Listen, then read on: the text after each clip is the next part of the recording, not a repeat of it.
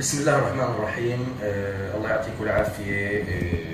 يعني في هذه الظروف الصعبة، بدي أتوجه بالتحية لأبناء شعبنا الفلسطيني، لأهلي في غزة العزة الكرامة. كل التحية لدماء شهدائنا الأبطال والشفاء العاجل لجرحانا. بصراحة يعني أنا حبيت يمكن شغلة كثير رائعة وحسيتها مؤثرة من موضوع العدوان على غزة. طبعا قام فيها الصحفي الفلسطيني من غزة الأخ أيمن العلول، وهو صديق له وأنا بعرفه معرفة شخصية. حبيت صدقوني من خلال هاي التجربة يعني اللي عجبتني اللي قام فيها الصحفي أيمن، إنه فعلا هذه بتحاكي النمط والواقع اللي بيعيشه أهلنا في غزة، لانقطاع للماء، ما فيش ماء. وحسيت إنه أنا لازم إنه فعلا إنه أشارك أخي أيمن العلول من غزة وأشارك أهلي في غزة هذه المعاناة من خلال دلو ركام، لأعيش هاي اللحظة اللي أنا عشتها يعني في السنوات السابقة، بإني حضرت حرب 2008 وحرب 2012. الحرب هاي كانت صعبة كثير،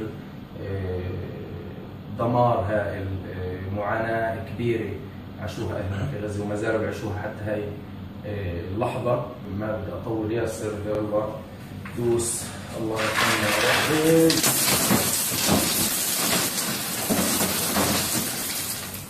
يعني هذا هو الواقع للأسف اللي بيحصل في غزة بشكل يومي. أهلنا وأحبتنا فقدنا أصدقاء وأهل غاليين علينا رحمة الله عليهم جميعا. الموضوع يمكن الأهم اللي بدي أحكي فيه إنه من خلال هذا الشيء، هذا اللي بتعرض له أهلنا في غزة، يجب علينا جميعا كل العرب وكل العالم إنه نقف بجانب أهلنا إلى في غزة وندعمهم بكل ما نستطيع لإعادة إعمار غزة. على الأقل هذا اللي إحنا بنقدر إنه إحنا نعمله. أنا سأتبرع عن طريق الأونروا، حاعمل اللي أنا مستطيع إنه أنا أعمله رحمة لشهدائنا الأبرار. بشكر كل من دعم أهلنا في غزة في ظل هذا العدوان.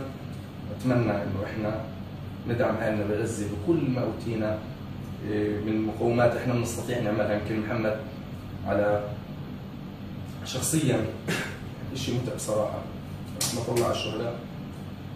بتمنى إنه كلنا ندعم أهلنا في غزة بكل الصور وبكل الطرق. وهذه رسالة مني أنا محمد عساف ابن غزة لكل العالم ليشاهدوا هذا الواقع اللي بيعيشه أهلنا في غزة. وأتمنى إنه أكون يعني أنا ما قبل التحدي ولا بدي أتحدى حدا إنه يعمل هذا الشيء، ولكن أنا بتحدث عن نفسي. كل التحية لأهلنا الصامدين في غزة، تحية للمقاومة الفلسطينية، وإن شاء الله النصر حليف شعبنا الفلسطيني وغزة.